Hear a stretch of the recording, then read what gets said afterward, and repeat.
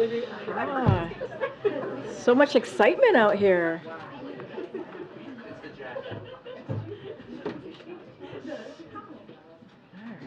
All right, class, everybody. Okay, all right, everyone. It is a serious day indeed. So good afternoon. Today, as part of our 10 Days of 10 Drugs series, we're highlighting Januvia, a drug that treats diabetes and that was selected for Medicare price negotiation as part of President Biden's Inflation Reduction Act. Last year, around 885,000 seniors were prescribed Januvia and spent on average up to $500 a month for this life-saving drug. One of those seniors is Stephen from North Carolina, who wrote to the president that he pays over $500 a month for this life-saving medicine. For years, politicians talked about taking on Big Pharma to lower drug prices for seniors. All the while, Big Pharma continued to rake in record profits and spent $400 million on lobbyists to keep prices high for seniors.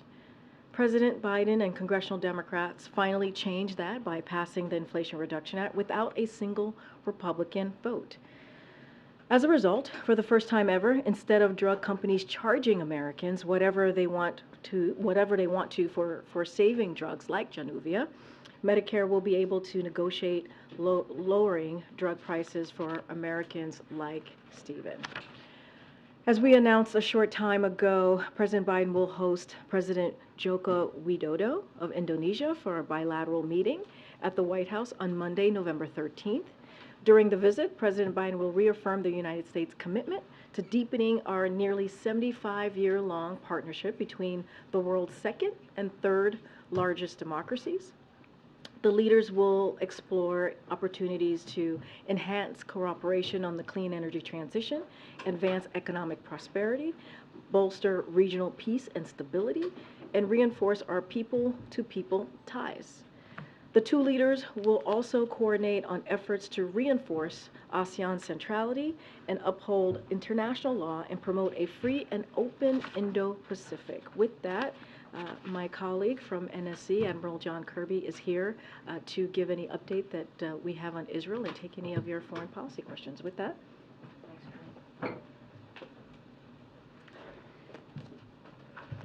Afternoon, everybody.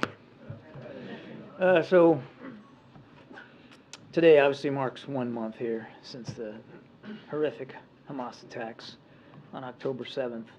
And we all just want to take a moment to acknowledge all the victims of that horrific act of terror. People slaughtered at a music festival, murdered in front of their kids in their home. It's a horrible day. And also it was a day where dozens and dozens of people were taken hostage. Many of them still being held hostage. So we also want to say that our thoughts continue to be with all of them and their families and their loved ones. I can only imagine the anguish that these families are still going through and have now for the past month, and the pain that they're feeling, the strong desire to get that seat filled at the dining room table again. We are going to continue to pursue every possible measure that we can to get those hostages released and to get those folks back with their families where they belong. And again, we continue to keep them in our thoughts and prayers. We're also keeping in our thoughts and prayers this 1 month in the many, many thousands of innocent Palestinians who have been killed in the conflict since October 7th, and the many more who are injured and wounded in the conduct of these operations. And quite frankly, the 1.5 million that have been displaced internally from their homes. We're mindful of that suffering as well. And 1 month in, it's good for everybody to take a knee, take a pause, and remember the scope of the suffering here and the terrible images that many of us have seen coming out of both Israel and Gaza. Now, on the humanitarian side, I can tell you that over the last 24 hours, 93 trucks were able to enter Gaza through the Rafah border. That was as of yesterday. That brings the total to 569 trucks since October 21st. And as we've said many times before, we know that's not enough. It's a trickle. I mean, as a matter of fact, before October 7th, that's about the number that was getting in every day. Now, it fluctuated a little bit, but it was several hundred, up to 500 a day. As you all saw yesterday, the president spoke with Prime Minister Netanyahu, and he certainly discussed the need to continue to try to accelerate and increase the amount of humanitarian assistance that's going in. He also talked about the importance of pauses in the fighting to allow for aid to get in, people to get out, and for hostages to be released. We'll keep that dialogue going, obviously, with the Prime Minister and his war cabinet. On the idea of people getting out, so we do expect more individuals to depart Gaza today via the Rafah crossing. To date, there's been over 400 U.S. citizens and their families who have been able to depart and have been seeking the assistance of our consular team at the embassy in Cairo. And in just the last 24 hours, about 96, so just under 100 U.S. citizens and family members were able to move across that border. And as I said, it's very fluid. We won't get the final count until the end of the day today because the day is still going on. But we do expect that there'll be more Americans to come out today. So keeping that Rafah crossing open for aid to enter and Americans and other foreign nationals to leave has been a major priority for the president, will remain so going forward. And as I said, we're going to be focused on getting folks out, getting aid in, and getting those hostages released. Thank you, Admiral. The UN Secretary General said Gaza is becoming a graveyard for children. He said the IDF is hitting civilians, hospitals, refugee camps, mosques, churches, and UN facilities, including shelters. So if a war zone is becoming a graveyard for children, can you still say that Israel is following the laws of war? What I'll tell you is that we continue to stress to our Israeli counterparts that they be as discriminate and careful in their targeting as possible. And it is sad to see. It's horrible to see the images of young kids being pulled out of rubble and so many of them not making it. Hamas is putting those children and their families in greater danger by not letting them go, by encouraging them to stay, by sheltering in their homes, building tunnels under their hospitals, and by holding children hostages. We know that there's a portion of the 240 plus that they're holding as hostages are kids. They're kids. And we've been trying mightily to get those children released. We've had no success so far. And Israel's Prime Minister told ABC News that Israel will have, quote, overall security responsibility over Gaza for an indefinite period. But the president said that it would be a big mistake for Israel to reoccupy Gaza. So how much daylight is there between what Israel and the U.S. see as the future of Gaza? We're having active discussions with our Israeli counterparts about what post-conflict Gaza ought to look like. The president maintains his position that a reoccupation by Israeli forces is not the right thing to do. We'll let them speak to their intentions, but we are definitely having conversations about what the post-conflict environment ought to look like and what governance in Gaza ought to look like. One thing there's absolutely no daylight on is Hamas can't be part of that equation. You can't go back to October 6th. A senior U.S. official told us last week that the U.S.'s expectation is that in the coming days we should see a decrease in Israel's air campaign and more of a tactical ground offensive. Can you tell us a little bit more about what led to that assessment, and have you seen that in the past few days? I can't speak for what an anonymous official said about Israeli military operations. I'm not going to get into the habit of speaking of a tactical nature to their intentions, plans, or activities here from the podium. They have obviously gone in on the ground with the intention of putting pressure on Hamas leadership and to find, fix, and finish some of that leadership. I'll let them speak to those operations. And John, you said yesterday that you wouldn't want to overstate the efforts that Israel is making to limit civilian casualties. That's a change from a week ago when you said that it was obvious Israel was trying to minimize casualties. Can you just help us understand that shift in the language? No shift. Both can be true. We have seen indications that in certain operational environments that they are making an effort. For instance, let's go back to the ground thing. And again, I don't want to be armchair quarterbacking another military, but they're moving into and onto and into Gaza with smaller units than what a lot of people thought they would do. They thought it was going to be this big, massive formation into North Gaza, and that's not what they've been doing. And when you are on the ground, while the risk to your troops is higher, you can be more discriminate. You can be more careful in your formations and your targeting and what you're going after than you can be from the air. But it's also true that airstrikes continue, and it's also true that civilians keep dying from these airstrikes. Is there any scenario where future aid to Israel would be contingent on how they conduct themselves in terms of minimizing civilian casualties? We've been crystal clear since the very beginning of this conflict that one of the things that separates us from Hamas, who actually did try and intend to kill innocent civilians, is that democracies like the U.S. and Israel observe the law of armed conflict, that we respect civilian life, and we've been clear since the beginning with them that we want to continue to urge them to do that. There's hundreds of USAID employees that have signed on to a letter disagreeing with U.S. policy towards Israel. There's some dissent cables floating around the State Department. Why are so many federal government employees at odds with the policies that you're talking about? Well, I think one of the great things about certainly working at the State Department and in other agencies is that multiple perspectives and multiple opinions are respected. And there's an avenue, like you said, the dissent channel. I can't speak for what is or what isn't in the dissent channel, but having worked at the State Department, I can tell you that that's a time-honored and traditional way for employees there at the State Department to voice their concerns, and I think that's a good thing. The President understands that there's strong emotions and feelings here, all around, all across the board. And here inside the administration and the federal government, that's certainly the case as well. And he appreciates the fact that people feel strongly and that there are multiple perspectives.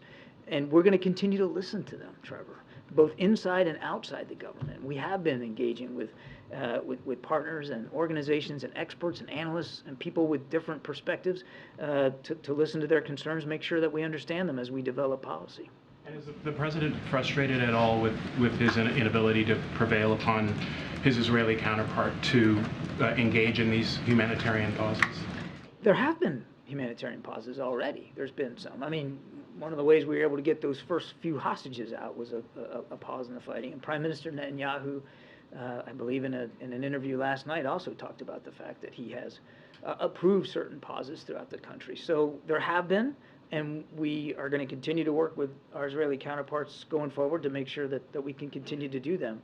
But the idea here is, they're localized in terms of geography, they're limited in time and duration, and they're usually for a specific purpose or purposes, getting stuff in, getting people out. And we have every expectation that we'll be able to continue to have those conversations. Just to follow up on what you just said about the Prime Minister's comment about the little pauses, so does the U.S. see that as sort of a satisfactory response to the humanitarian pauses that President Biden has been calling for? He's talking about like an hour here, an hour there. It's in keeping with the conversations that we've been having with our Israeli counterparts about the need for humanitarian pauses in the fighting. I wanted to ask. No, that's okay. I figured. In late October, you had referred to the fact that the administration is not drawing any red lines for Israel. As the death toll for civilians in the Gaza Strip has gone up, I wanted to ensure, is that still the case, that the administration has no red lines at all? That is still the case. Okay, and then also a follow-up. You all have spoken a number of times about a two-state solution, and this is not so tangential to the immediate conflict, but I wanted to understand, coming in, you all have maintained a policy of recognizing Israel's control over the Golan Heights. That was a move that your predecessor made, reversing, U.S. policy after half a century. Is that still the Biden administration's policy, that you have, that you believe that Israel has sovereignty over the Golan Heights? Let me get back to you on that specific policy question. I don't want to freelance it from here, but you said something at the beginning that talking about a two-state solution seems tangential to what's going on, and I would respectfully disagree. It's actually what's going on underscores how important it is that we continue to try to make progress towards a two-state solution. But I will get you a better answer on the Golan Heights. I'd rather not just spitball that. Thank you. I want to follow up on the previous question. I have another question. So why not embracing these dissenting voices who calls for a balance between private and public message, and criticize Israel when actually it is in violation of international humanitarian law and the Geneva Convention? With due respect, John, some people think that you repeat what the Israeli army spokesman is saying. It's exactly what they're saying, you're repeating here.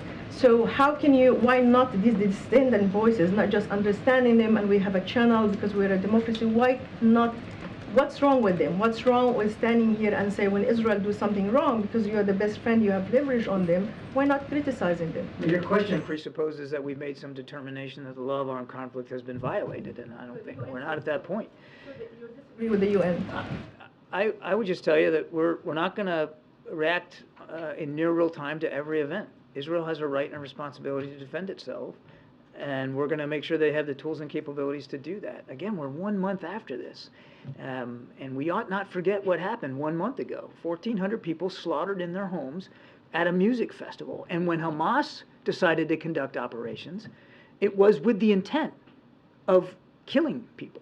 You know, I heard this word genocide tossed around about it. Hamas actually does have genocidal intentions against the people of Israel. They'd like to see it wiped off the map. They said so on purpose. So that's what's at stake here, and we're going to keep making sure that Israel has that ability to do that. As for the voices, of course we respect all different voices and perspectives on this, and we know that there's a lot of there's a lot of high emotion here when it comes to what's going on. We have never shied away from criticizing our friends and partners when we believe it's warranted, and we'll continue to do that. We also believe that the best diplomacy, the best progress in diplomatic pursuits is to do it privately and outside the public eye, and we'll continue to do that as well. We'll continue to have those tough conversations with our good friend. Anybody forgot what happened on October 7th, but regardless, I'm not saying you did forget. I'm just saying it's all good for us. We should all be reminded of what happened, and it happened a month ago today. You talked about settlers' violence in the West Bank. The president spoke about it, but there's also violence by the Israeli army. There is many Palestinians being shot dead in the West Bank. It's 163 since October 7th. There's also massive arrests. There is 1,350 have been arrested under what the Israeli called an administrative detention, i.e. they can arrest a person without a trial. So is this something that concerns you? Is this something that you convey to the Israelis considering the situation in Gaza? Yes. Thank you. Thanks, John. I'm going to follow up on MJ's question because I didn't hear an answer about the potential suspension of aid. I know that you've repeatedly said that you've talked to the Israelis, that the U.S. talks to them every day about minimizing civilian casualties. But do those talks include laying out any consequences if they do not, including a suspension of aid? I'm not going to get into private diplomatic conversations that we're having with our Israeli counterparts. I will tell you this. We're going to continue to make sure that they have the tools and the capabilities that they need to defend themselves against what clearly was an existential threat to their society and to their people. We're going to continue to make sure they have what they need. We're also going to continue to urge them to be as careful and deliberate and discriminate in the targeting as possible. Right. Jake Sullivan, Feiner, you have all said that any time that the U.S. transfers weapons to another country, it requires assurances that those weapons will be used within the occurrence of law. So That's just right. to be very clear, That's the right. U.S. does That's not different believe... That's different than what you're suggesting in your question, which is that we're going to layer on more restrictions on the security assistance that they're getting, and that's not what I'm alluding to, or we're not talking about that. The transfer of weapons that have already happened. Just to be clear, the U.S. has not determined that Israel has violated any of those boundaries. No. And one more point of clarification on what the Prime Minister said about playing a security role indefinitely in Gaza. Does the U.S. see a distinction between that and reoccupation, or is it one of the same? I'll let the Prime Minister speak to his comments and what he meant by indefinite. President Biden's been very clear, we don't support a reoccupation of Gaza by the Israeli Defense Forces. We do think that there needs to be a healthy set of conversations about what post-conflict Gaza looks like and what governance looks like. What we absolutely agree with our Israeli counterparts on is what it can't look like, and it can't look like it looked on October 6th. Thank you, Karine. John, on the proxy attacks on U.S. troops, we're now up to 40 since October 17th, with 46 service members being injured or reporting traumatic brain injuries. Does the president think that the action that was taken a couple weeks ago to push back on this was enough?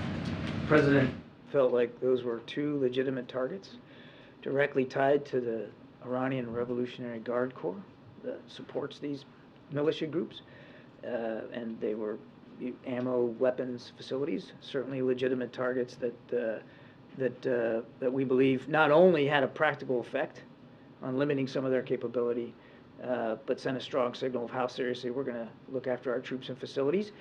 If and when we decide to respond again in the future, we'll do it at a time and in a manner of our choosing. We will absolutely take the action that we need to take. The President, as Commander-in-Chief, will order that action to protect our troops and facilities as he sees fit. Has there been any additional warning from the President since the last time we responded that this needs to stop? Because clearly the attacks on our troops didn't stop. I will not get into the decision-making process or options before the Commander-in-Chief. I would just tell you that we will continue to take the action we believe is appropriate to protect our troops and our facilities. And then on the apparent disagreement between the U.S. and its ally, to some of the other questions that you've already gotten, it is notable that we're seeing the U.S. more readily acknowledge some space between what we're advising and what Israel is doing. Like, Israel appears to be resisting the humanitarian pauses still. The President, the administration have been calling that for a couple of weeks, saying that we don't support indefinite occupation. That was a State Department briefing today after Netanyahu said that Israeli forces could be there for an indefinite period of time. And even in the readout from the call with the Prime Minister, the White House readout used again the language of extremist settlers. This is somewhat notably different than the kinds of language we were hearing immediately after October 7th. So can you characterize the closeness of the relationship right now? It's extremely close. And we're, as was transmitted by the President in the call of Prime Minister Netanyahu yesterday, we remain solidly behind Israel as they continue to try to eliminate this threat to their people and to their sovereignty, and they're going to continue to get security assistance from the United States. There's no daylight there whatsoever. Now, look, we're friends, and friends don't have to agree on every single nuance and every single word. The Prime Minister speaks for a sovereign nation and for a sovereign people, and he should obviously, be queried about the points that he's making, but it doesn't mean that we're somehow backing away from our friend and our ally Israel, the strongest ally we have in the Middle East, or we're backing off our support for what they're trying to do to protect their people. Or Netanyahu in particular, given the Politico reporting from a little while ago that was a point of discussion whether he'd be... I'm not going to get into the confirming that kind of those kind of press reports. I would just tell you these are two men that have known each other a long time. And I don't think it's any shock to anybody that on a political spectrum, they're not exactly always in the same place on every issue. But one thing they do agree on is that Israel has a right to exist as a country. And they have a right and a responsibility to defend that country and their citizens against the threat that was posed to them like on October 7th. And in the United States, they will continue to find a true friend that will continue to support their ability to do that. Peter. John, we know about the strikes that took place in northeast Syria a matter of weeks ago. Just to be very clear, have there been any additional U.S. strikes against targets as Iranian-backed proxies in Iraq or in Syria beyond those? You mean from the United States? From the United States? No. There have not. So just to be clear, then there have been at least 17 attacks on bases that house Americans since that last set of strikes. Will you agree that those strikes did not deter these Iranian-backed proxies from continuing their assaults on American bases? I would certainly agree that there have been continued attacks. I would also note that none of them have been effective, and in many cases thwarted before they could pose any kind of a direct challenge. And that again, Peter, we'll make the decisions on our own about how and if we're going to respond. To be clear, if you agree that there have been continued attacks, these 17, isn't that evidence alone? Do you agree that that's evidence alone that it has not deterred them from continuing? It's certainly evidence that some of these militia groups still believe that there's value in continuing to try to strike at our troops and facilities, and our message to them is you need to be careful because we're going to do what we have to do to protect our troops and our facilities. Let me ask about the situation in Gaza then, if I can, very quickly. In Ukraine, the U.S. put restrictions on how some U.S.-provided munitions could be used. There couldn't be any targeting in Russia, for example. Has the U.S. put any restrictions on how Israel can use U.S.-provided munitions in its war with Hamas in Gaza? As is in keeping with U.S. law, we provide security assistance to any foreign nation, including Israel, with the expectation, the full expectation, that those weapons will be used in keeping with the law of armed conflict. That's no different here for Israel than it is for anybody else. And I want to go back to what I said before, but the message to these groups is, don't and stop. These attacks are unacceptable. Then if I can ask just to punctuate the last thought that we were just talking about, to be clear, does the U.S., and they have to be within the laws of war then, is our position on this, armed conflict. So all security assistance is governed by the law and governed by a requirement that it be used in keeping with the law of armed conflict. So acknowledging the wide belief and understanding that Hamas has built tunnels underneath a variety of different locations, including hospitals, is the U.S. comfortable in knowing that Israel would or continue to target hospitals in Gaza?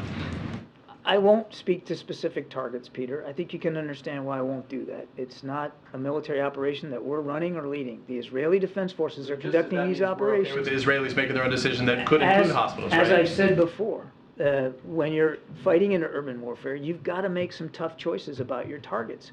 Something could be a completely legal target, but because the civilian casualty count is too high, maybe you don't do it. Maybe you make a policy decision not to do it. These are the kinds of tough decisions that Israeli commanders are going to have to make for themselves. We're going to keep urging them to be as discriminate and careful and cautious as possible. Thank you very much. No, I'm sorry, you said eight. Okay, sorry. John, going to the military installations that had these drone attacks, you talk about protections. What are the protections that you can tell us about that you're, seriously, I mean, because for the United States to have military bases attacked and then military personnel injured, is there also a concern that these attacks can spread beyond Syria and Iraq and here and anywhere else in the world? There's no indication right now that that there's specific threats to specific installations throughout the region. That said, we do have a sizable force posture in the Middle East, beyond Iraq and Syria. And in light of what's been going on the last month, of course, the Defense Department is taking a look at that posture and looking at force protection and making adjustments as necessary, depending on where you live in the region and what the threat level might be. So I won't speak for our commanders, and we never talk about force protection specifically, but we obviously make adjustments as needed. And then to your first question, again, without getting into too much tactical detail about how we attempt to thwart some of these attacks, there are capabilities that we have that permit us to eliminate threats further afield, further away from our bases, and we employ those as appropriate. But that doesn't mean, and we've seen in just the recent weeks, that occasionally an attack could get through and get close to a base or even land on a base.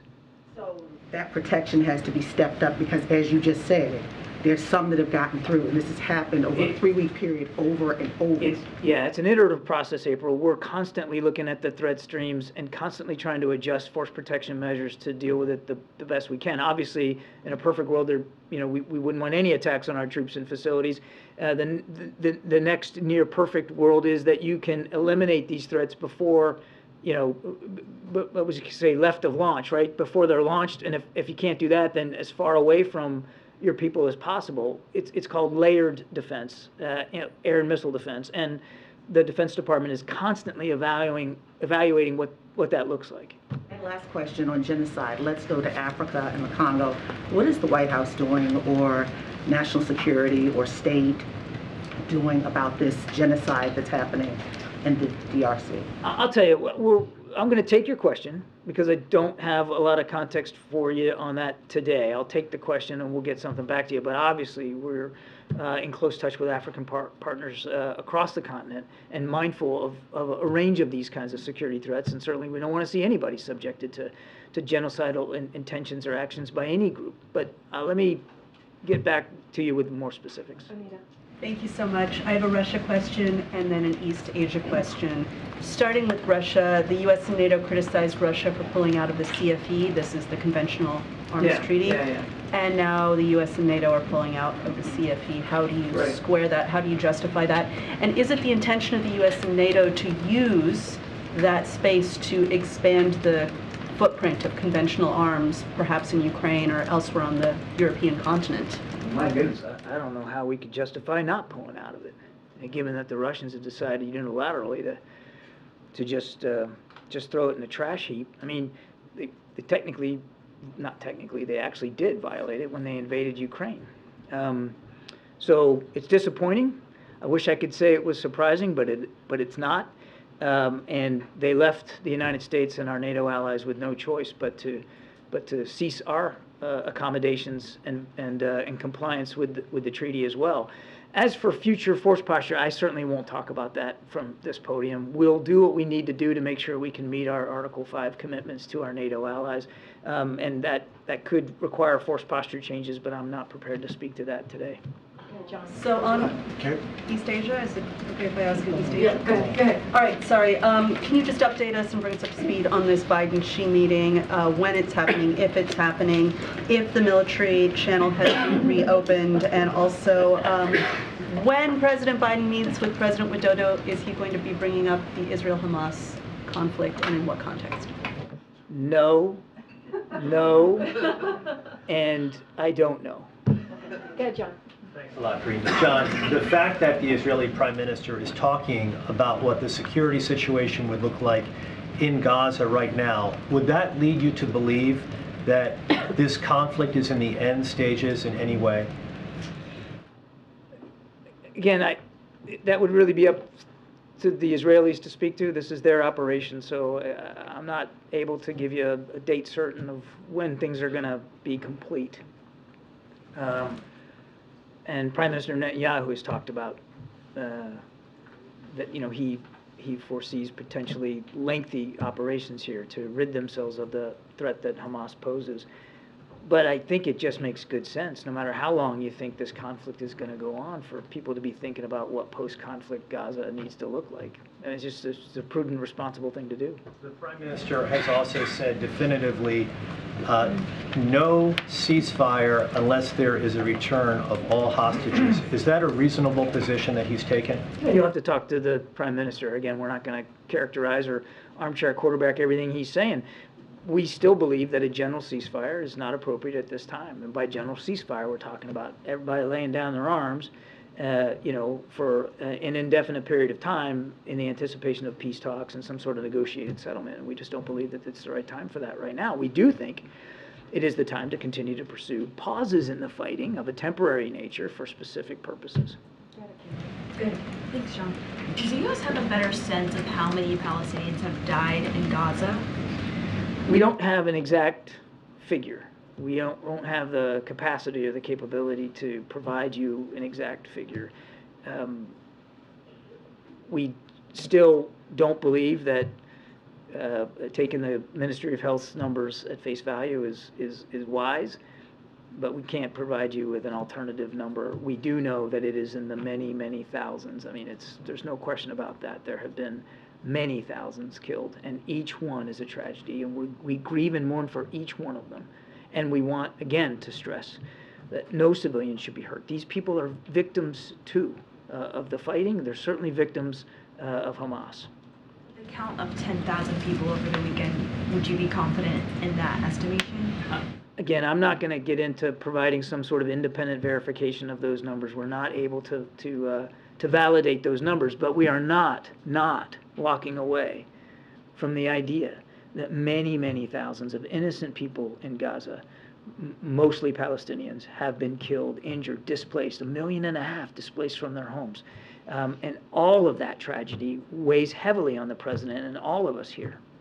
And just one more question. My colleagues reported that the president has been briefed on a possible military facility from China and Oman. Are you able to confirm that? I am not able to confirm the veracity of those reports. I would just say that from the beginning of this administration, we came into the office mindful of the fact that the PRC was trying to expand its influence overseas in various ways, militarily, diplomatically, economically, and we have been working hard through diplomatic channels and diplomatic means to address the challenge of that influence that they're trying to expand.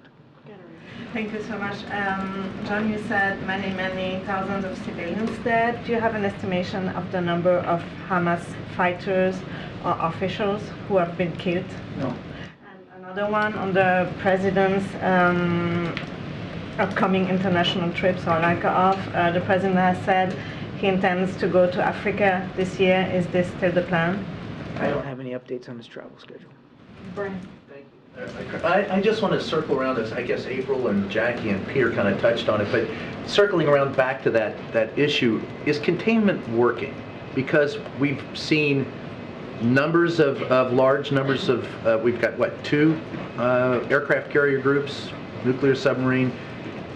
It would be counterintuitive for some with us moving all that in to think that we have it contained, but the idea that not letting it spread, do you feel confident that the U.S. military has done that well? Well, we wouldn't associate ourselves with the word containment, but I think what we've been trying to do is send a strong signal, Brian, of deterrence to any other actor in the region, be that a nation state or a terrorist group, that now's not the time to think about widening and escalating, deepening this conflict. That there have been additional attacks on our troops, that there have been additional rocket launches from southern Lebanon into northern Israel, doesn't necessarily mean that the war is widening and that these other actors have decided to go 2 feet in, all in, to help Hamas out. We haven't seen that happen. Now, why? You have to talk to them about their decision-making process, but we do believe we have sent a strong signal about how seriously we take our national security interests in the region. You mentioned a couple of carrier strike groups. Got a Ohio-class submarine now that's in the Central Command area of responsibility. We don't normally talk about submarines that way, but we felt it was important to lay that out there. We've added air and missile defense capabilities to the region, fixed-wing fighter aircraft to the region. I think the president has made it very clear how seriously he takes our interests. And how would you categorize our diplomatic efforts in that region? Well, Secretary Blinken just left from yet another whirlwind tour around the region, second in almost as many weeks, and you know we've got officials going in and out of the region all the time. We're very much focused on that, and now we've got a brand new ambassador to Israel in Jack Lew. And do you feel confident in the efforts that have been put forward? Confident in those efforts that have been put forward with Blinken and going forward. Do you feel confident with what's gone on? We feel confident that we're doing everything we can to support our ally and partner and to make it clear that we're going to protect and defend our interests in the Middle East. All right, a couple more. Go Can you talk about what metrics, or if the White House does have metrics to determine what Israel is accomplishing? You said you don't know, or you can't, is it that you don't know, or you can't say how many Hamas leaders have been killed? Do you know, to what extent Israel has destroyed military capabilities of Hamas? What are the metrics? We can't independently verify some of these numbers going on casualties. We're not on the ground. We don't have, it's not like in Iraq and Afghanistan where we had the facility to measure the impact militarily against the outcomes we were trying to achieve. These are operations being conducted by a sovereign military, the Israeli Defense Forces, and they, and only they, should be speaking to the outcomes, the results that they're having. We're not in a business of analyzing and measuring what they're doing in their operation. These are their operations.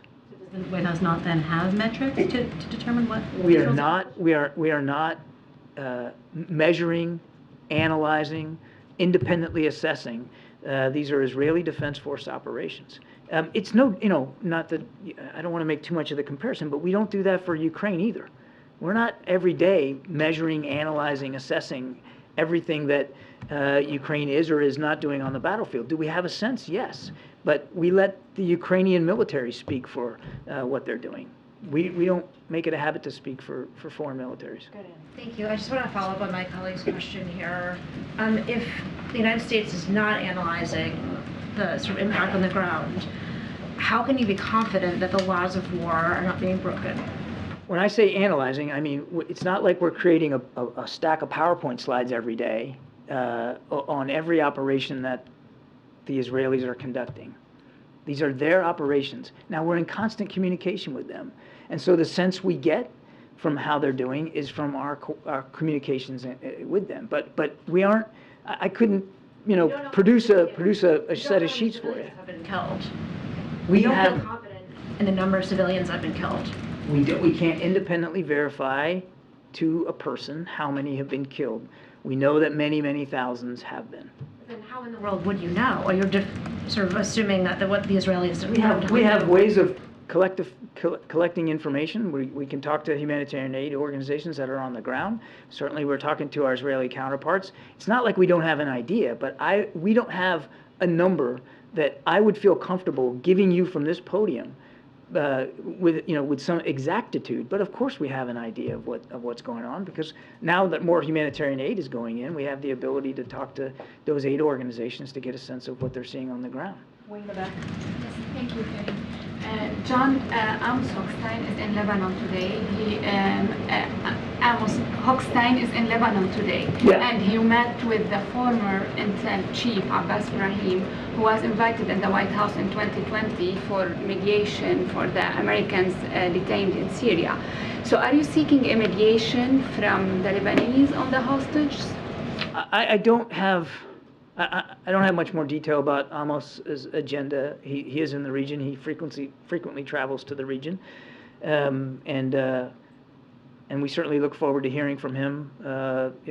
What he's learning from his discussions.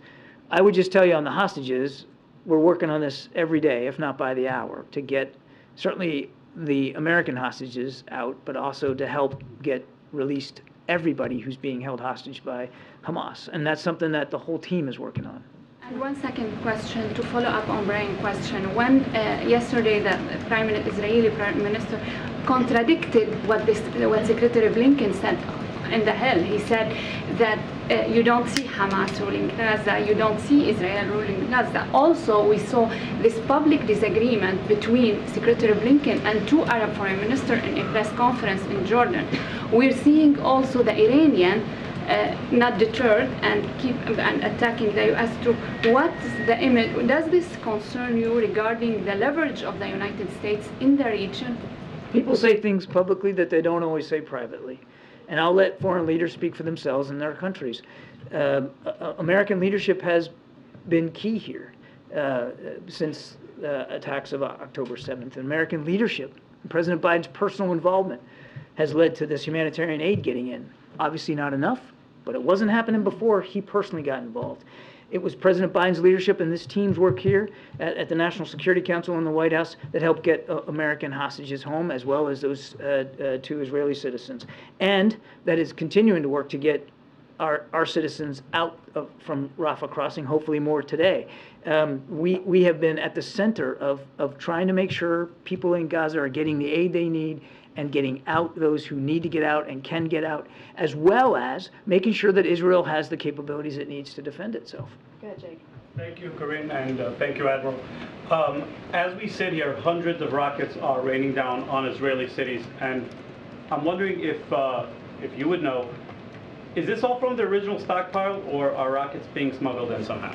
I couldn't answer that question. I don't have the information and the context to be able to answer that. You'll look into it, right? I'll look into it. On Rafah, you've said multiple times that family members of Americans will be able to get out. Could you kindly define family member, please? The State Department is probably a better place to go for whether there's a textbook definition for family members, but we do know that family members, spouses, children in particular, are able to get out. The State Department has been in contact with some people through congressional offices, and the understanding that my colleagues have from talking to those people who are trapped in Gaza is that family member definition is being used very narrow. For instance, parents of U.S. citizens, only one parent may accompany a U.S. citizen if they're under 21. If they are not a minor, then the citizen's not a minor, then they can only go out with a spouse, not siblings, not parents. Why such a narrow definition of family? I'd have to refer you to the State Department. They're the ones that are handling the list of people that are qualified to get out and making sure that they're keeping them informed. Right, Ed, last one. Yeah, so on the Iranian proxies, why isn't the president's message of don't getting through that? You'd have to talk to the proxies there. What I would tell you is that they continue to attack American troops and facilities at their own peril, and we will do what we need to do. The president will make decisions on his own terms and in his own way about better protecting those troops and facilities. That they continue to do this at their own peril. So I want to get your take on this. Backing out a little bit, does the president see the new axis of evil, Russia, Iran, and China? The president's not slapping bumper stickers on axes of evil. What he's concerned about is making sure that we can protect and defend our national security interests around the world. And that includes in the Indo-Pacific. And I don't want to, Karine will kill me if I stand up here and talk much longer, but I mean, you and I could have an hour-long discussion about the things that this president has done to shore up alliances and partnerships all over the world to look after our national security interests, but we're not slapping bumper stickers on countries. We know that Russia presents an acute threat, certainly on the European continent. We know that China represents a strategic competitor challenge in the Indo-Pacific and around the world, and we certainly are not blind to what Iran's doing, supporting Putin's war in Ukraine and supporting these terrorist groups throughout the Middle East. Thank you. Thank you. Appreciate That wasn't too long, was it? Thank you. Thank you. See you guys. Thanks, Admiral. Appreciate it. All right, so Ming. Thank you, Karine. Leader McConnell said moments ago that he spoke with President Biden yesterday and told the president that the national security supplemental has to have what he called a credible border solution to be able to pass the Senate. First of all, does the White House have any readout of that conversation? So I don't have a readout of that conversation, as you know, the president having been vice president and, of course, a senator for 36 years. He has many relationships with folks in Congress, just don't have anything to read out. He has a very close working relationship, obviously, with Leader McConnell. What I will say is I know that, and as you all have reported, the Senate Republicans did push forward a border security legislation. We certainly think that if they are going to be serious, then they should have a serious conversation with us about it. It is not something that we see it as that particular legislation they put forward as being all that serious. And we have been very clear. There's a reason why the president included a supplemental that had border security, right? And if they want to have that conversation, we would love to have that conversation on how we can move forward in a real way, or they should just support what the president put forward.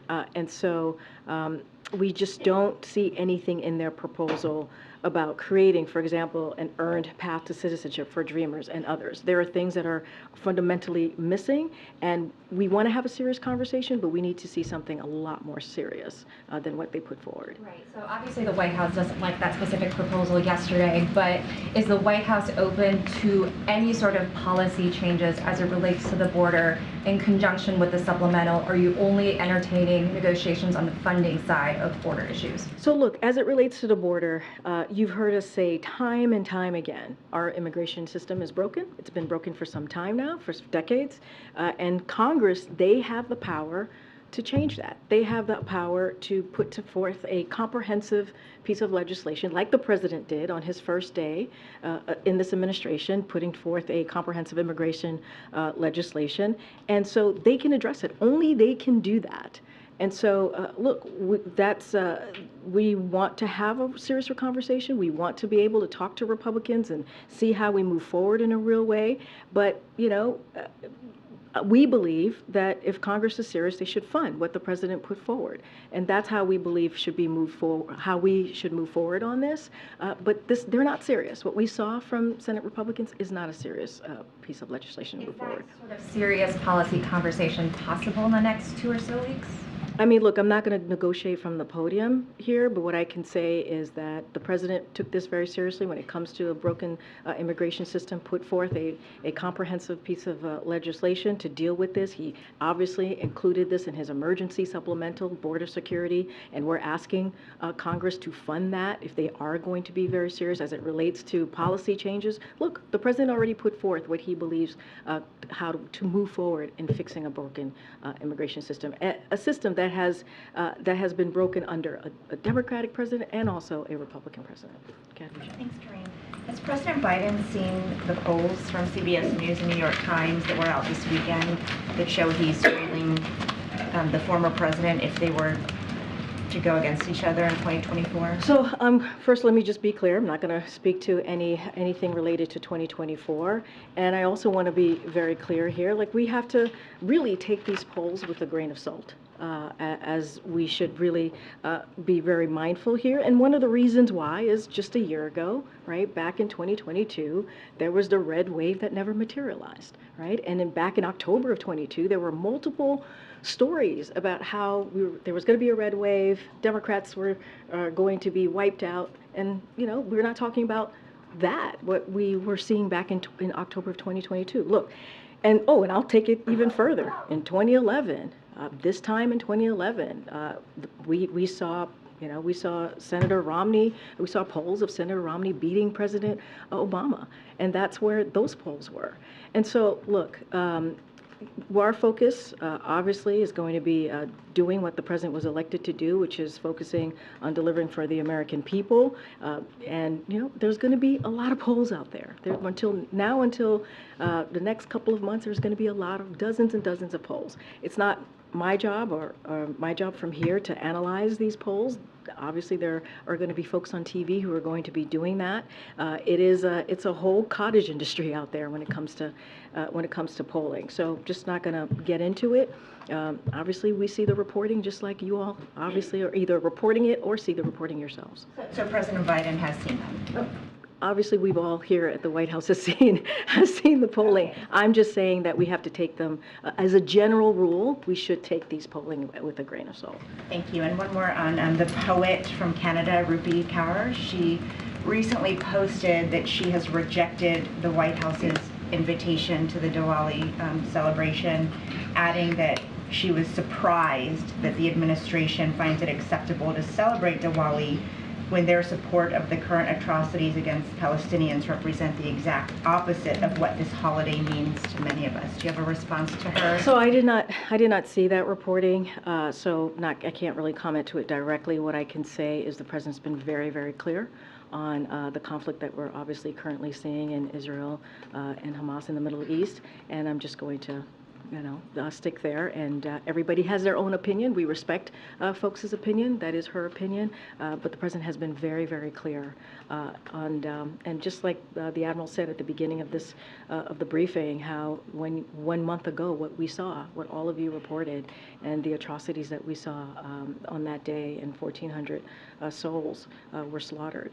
And so the president has been very clear. I just don't have anything else to add. Thanks, Karine. Karine, can I ask you, there's been on social media and frankly on news broadcasts, a lot of videos of individuals who have been tearing down signs, many of these taking place in New York City, of Israelis presently being held hostage in Gaza. There have been some tense confrontations that have taken place there. Is the White House's view that these actions should be condemned, the pulling down of them, or that that's a form of peaceful protest?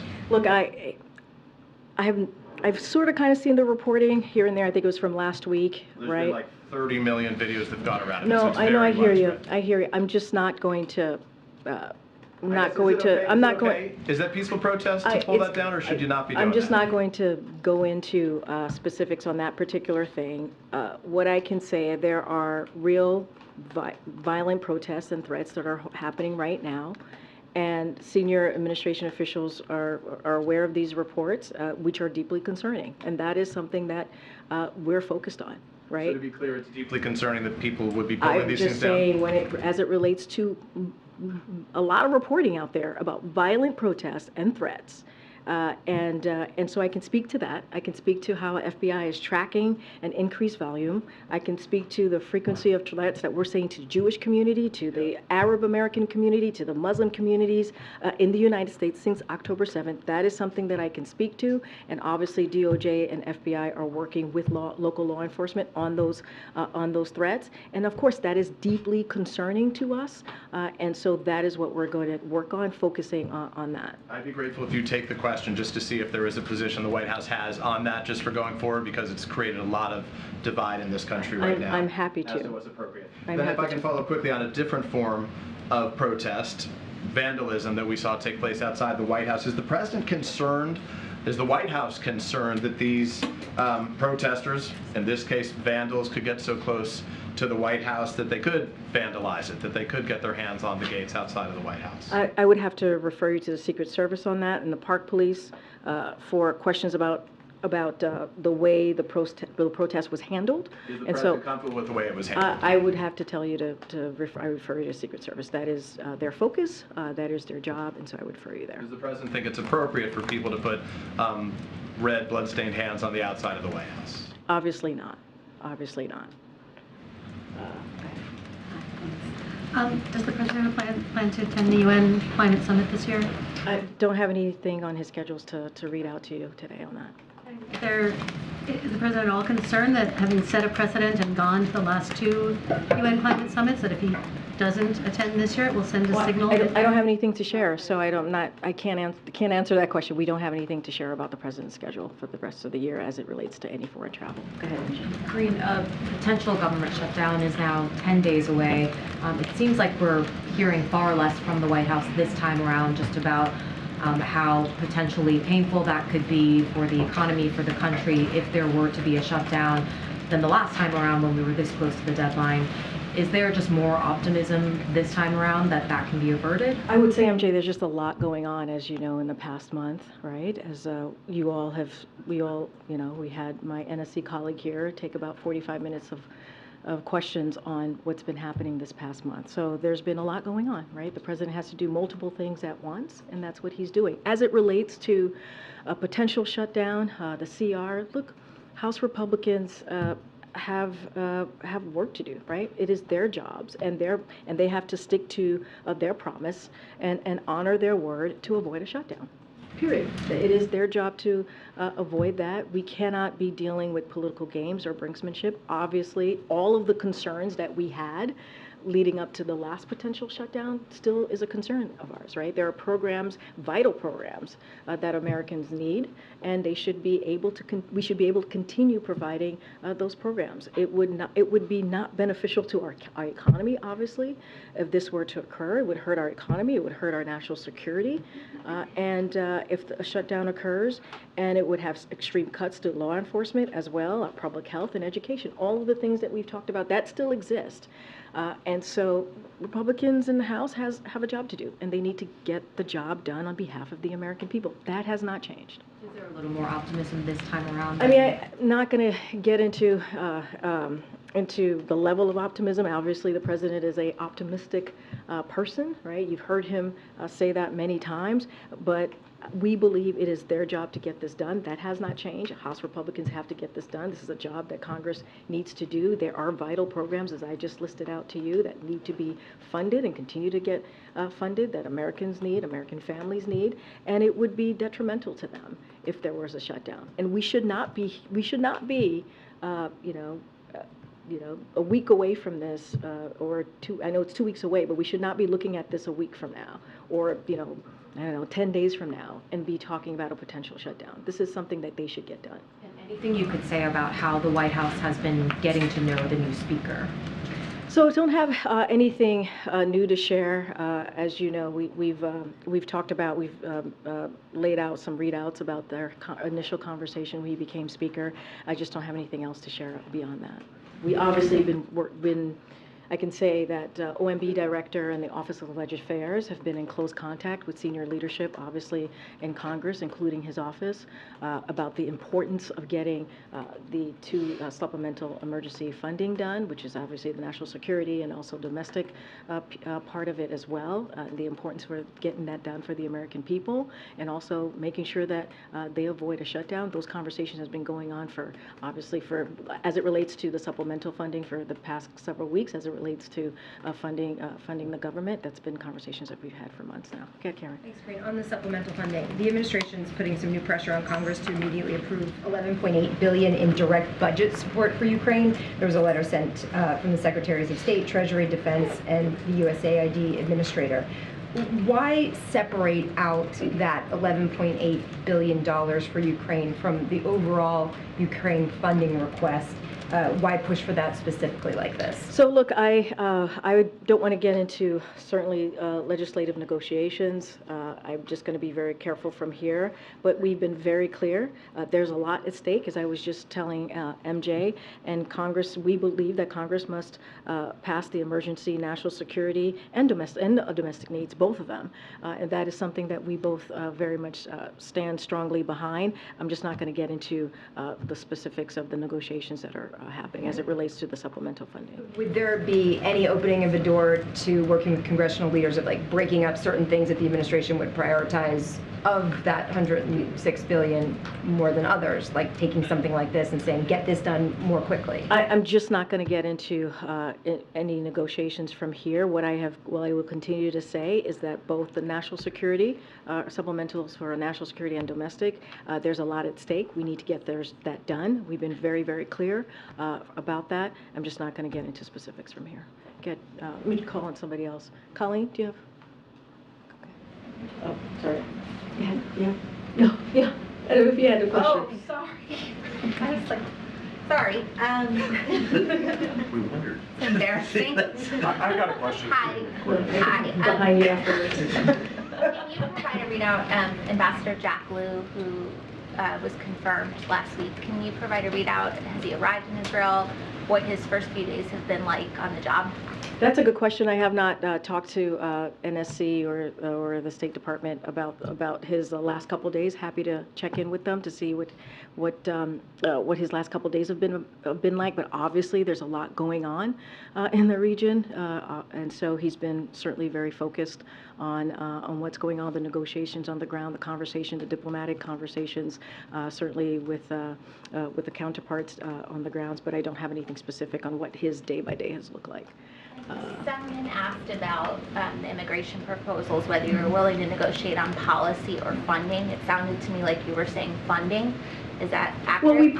Well, what I'm saying is that in in our national security, right, supplemental, which is emergency funding, there is border security there. We think they should fund it. We think they should pass that. So if they are serious about moving forward in dealing with a broken immigration system, what's going on at the border, then they should certainly support that. That's what I'm saying. Okay, right behind you. You're willing to negotiate one of the proposals that came from Senate Republicans. No, I was very clear. We don't think that's very serious. We don't think that's serious at all. No, we do not. What we're very clear about is, look, on day one of his administration, the president put forward a comprehensive immigration proposal,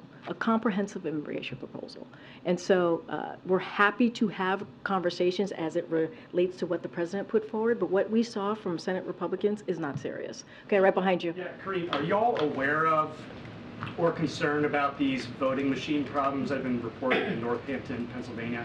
I don't have anything for you on that. Obviously, we've been very clear about the importance of, and I want to be careful because obviously this is an upcoming election, but we've been very clear about the importance of people having their right to vote and the freedom to vote, obviously, and so I'm just going to leave that there.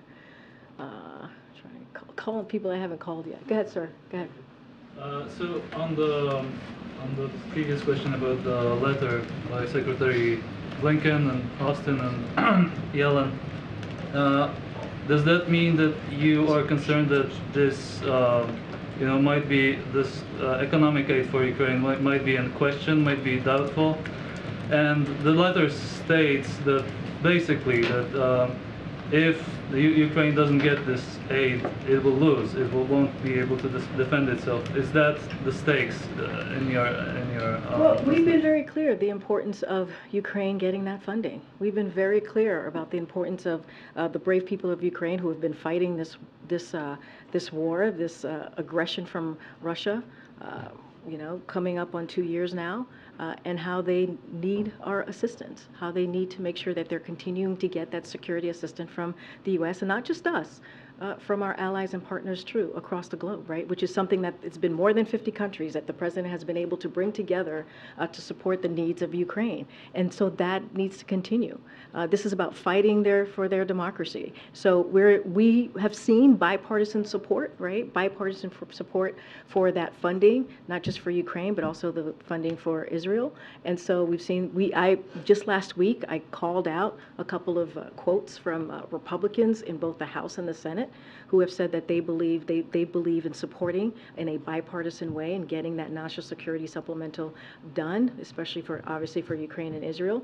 And so, look, that's what we believe. That's what we want to see. We think it is important for Ukraine to continue to get that funding. But do you feel it's threatened this particular piece, the economic? Well, what I will say is there's bipartisan support for it. That's what I would say. And I think that's an important piece, right? That is an important piece that we've heard from senators, Republican senators. We've heard from House Republicans saying that they are behind this additional request that we've made. And so there's bipartisan support. So I think that's important to note too.